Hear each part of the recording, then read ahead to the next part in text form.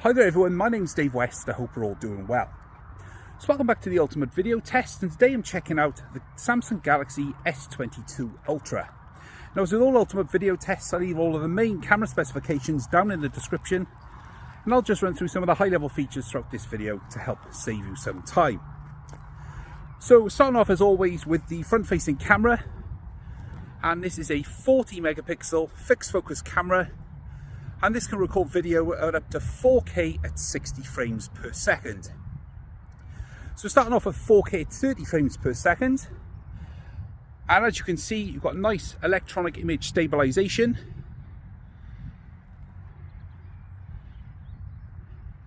and good rendition of color. For example, with the grass behind me, that is quite true to life.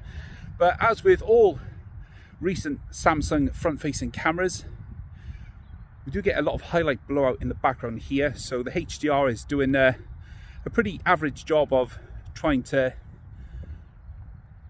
get a grip on the sun behind me, which admittedly is really bright, but I have seen other phones do better. Alright, so here's 4K 60 then, and you can see a noticeable difference in the frame rate and the smoothness of the video. And once again, electronic image stabilization is available at 4K 60 from the Selfie camera.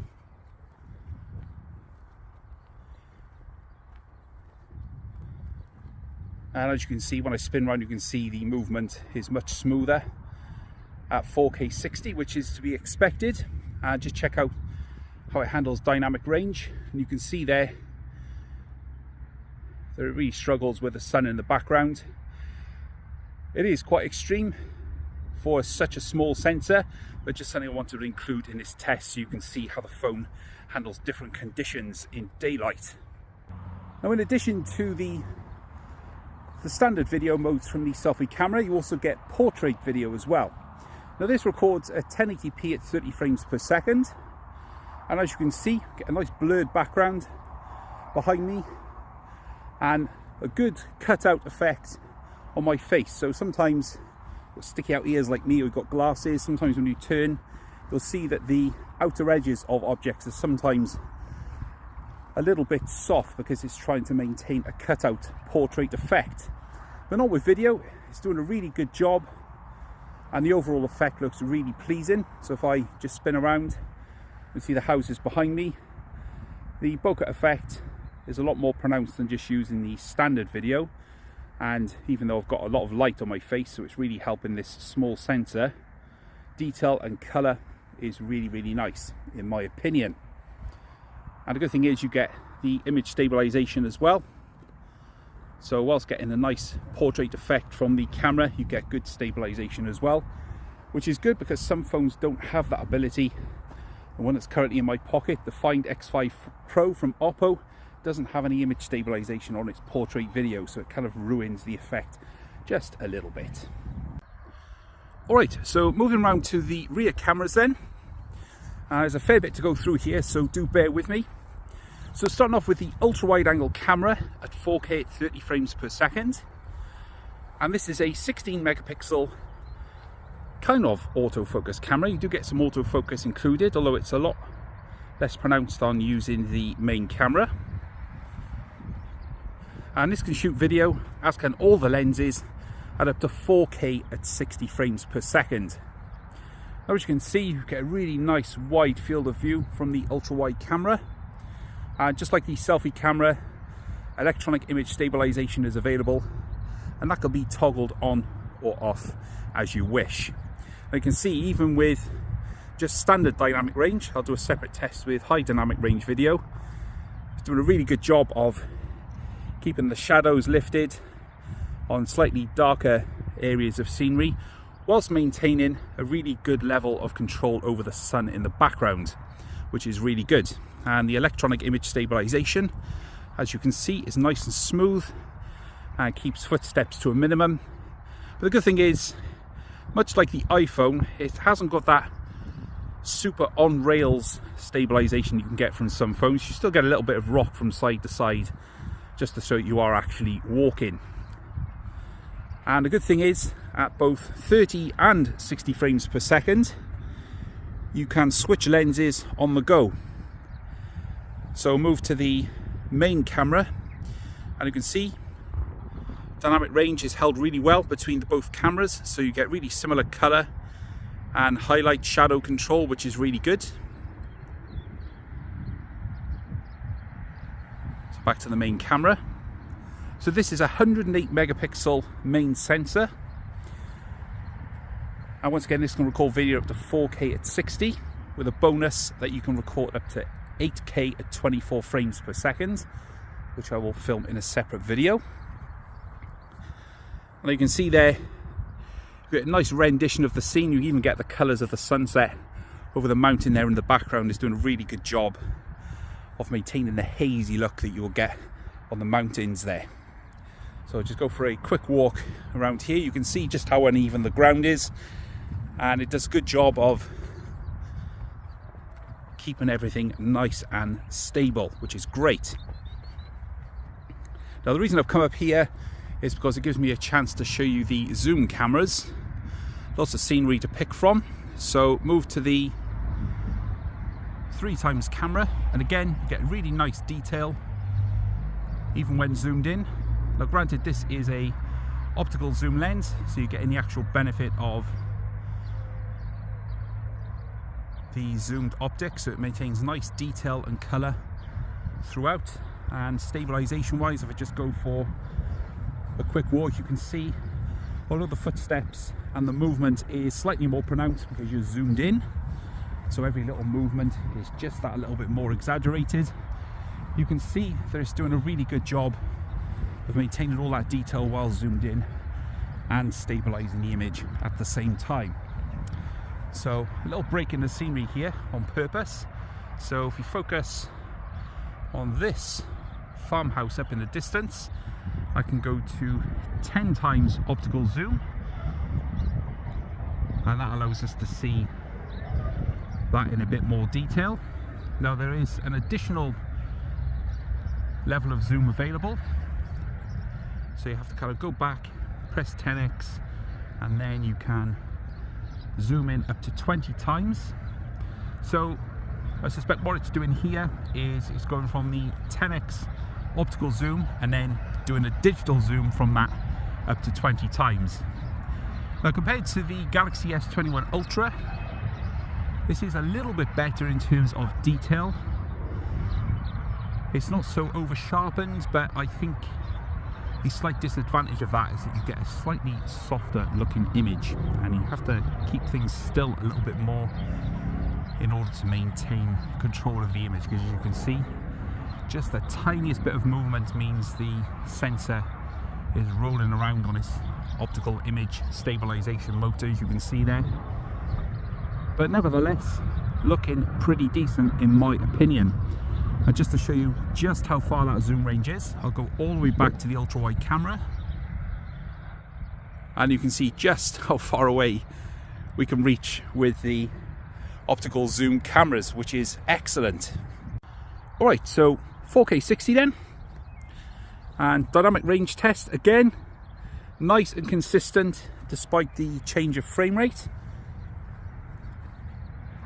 Now with the S22 Ultra, when it gets darker, so once it gets below a certain lux range that the cameras can handle, it's got an auto frames per second option, and it will smartly decide on what frame rate is best. So I did a recent night test with this, which I will also post on the channel, and that'll give you a demonstration of how the auto frames per second works. So with auto frames per second, in night conditions, 60 frames per second is not ideal because the light is taking twice as long to hit the camera lens. So by dropping the frames per second around to about 24 to 30 frames per second, it's allowing more light into the camera and giving you better nighttime or low light visuals. But as you can see, with 60 frames per second, smoother movement, trying to stop myself from toppling over here, as you can see just by me walking, but maintaining the good level of quality of the video at the same time. So I'm going to pick some slightly different subjects for the zoom test. The one thing I do have to mention, like most phones, when you're filming at 60, you have to stop recording, select your lens, and then start recording again, which is a bit of a shame, but there we are, that's just how it is. So this is the 108 megapixel main camera And again, just using that sun as a subject to show you consistency of dynamic range control, doing a really good job. Now, I'll just check the autofocus on the main camera. And you can see it gets a nice lock on the subject.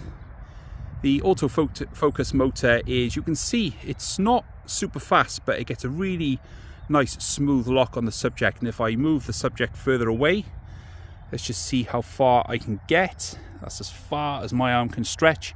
So it's still maintaining the focus on the subject, and as I just drop it out of the frame, you get a nice smooth transition to the background subject, which is cool. If we go to something like my watch here, you can see it gets a nice lock, and detail wise you can see it does a really good job on slightly smaller subjects there, even picking up the detail on the crown on the right hand side. And the watch face as well, looking very true to life, I must say.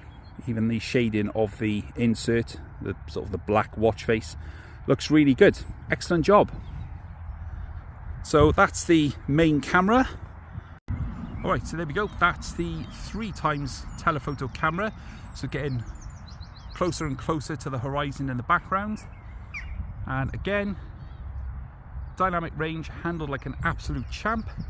So doing a good job of making sure the sun actually looks like the sun instead of just a massive blob which is whiting out the lens. And good auto exposure changes across the board when I move around to different scenery. And the detail available does actually look really good. Very, very impressive considering we're using the zoom camera. And the level of colour available, like this mountain up in the background here, it's doing a good job with the colours on that and making sure they're rendered accurately. So looking at the autofocus, you can see just how close you can get to my really wrinkly old hand, but it does struggle a little bit then to decide when it wants to focus back on the background objects. No deal breaker, but something you may be interested in nonetheless. Alright, so 10x zoom now at 4K 60. So those wind turbines up on the farm, way up on the hill up ahead of us, rendered nice and smoothly and lifelike, and you can just see the zoom range. So if you watch those channels where they film planes taking off, they're using a really big zoom camera in order to be able to get close up to the planes, and what you get is this collapsed perspective effect. So everything seems to look more on one plane, rather than if you zoom out you can actually see the distance between the top of this house in front of the camera and the farm just up in the distance. So it's a really clever effect, and obviously that is something which is age old and has been around for years, but it's a really good job from Samsung in being able to convey that kind of effect through these remarkably small sensors, which are very capable indeed. And just going to move around so you can see the farms up in the distance and the mountainside. I think that wind turbine is broken. And the surrounding country around, which is excellent. So there's 4K at 60 then, using the 10x zoom camera. I'm going to be brave and I'm just going to walk just slightly, and you can see every movement super exaggerated, but hopefully you can see the benefit of 4K 60 using the 10x zoom camera. Alright, so this is super steady video mode. Now this is available only at 1080p, but it's 30 and 60 frames per second, and you can use the ultra wide and the main wide camera. Now the idea of this is just crops in a little bit more on the camera and then uses information outside of the frame in order to stabilize the video just that little bit more. And you can see as I walk around here, there's a distinct difference between this and when using the main camera. And just walking over this really uneven, full of holes field, does a really good job of stabilizing the movement effectively. Very quickly, this is the main lens using Super Steady at 1080p 30. One thing I've noticed is using Super Steady mode, the dynamic range really suffers. You can see the sun is a bit more of a splodge compared to using the standard video modes. But I very much doubt you're going to be using this kind of thing for just looking at the sun. The idea is that it's to give a bit more stabilization to the image, as you can see as I walk side on to the scenery here. And just going slightly a different way, here's 1080p 60 using Super Steady mode. And again, dynamic range suffering, but again, I don't think that's the point of this particular mode. And even just using sort of a side-on view, just holding the phone in this Gorilla Pod, you can see it does a good job of stabilizing the scenery as I walk past. And finally, 1080p 60 using Super Steady mode.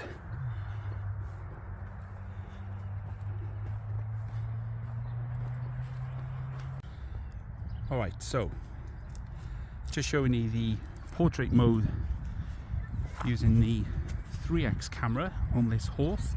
Now you do have to frame quite carefully, because if you get too close, the portrait effect doesn't work properly, but you can see there it's doing a really good job of separating the subject from the background, and you get really nice detail and colour at the same time, so it looks really, really excellent. Just move around and frame the horse with a bit of the sunset. You can see there that it does a really lovely job of rendering the subject and separating from the background using the 3x telephoto camera. And the electronic image stabilization makes it so easy to get a nice smooth shot, even though I'm moving backwards with the phone in the Gorilla Pod. So there is the portrait mode from the 3x telephoto camera on the S22 Ultra. You let me know what you think.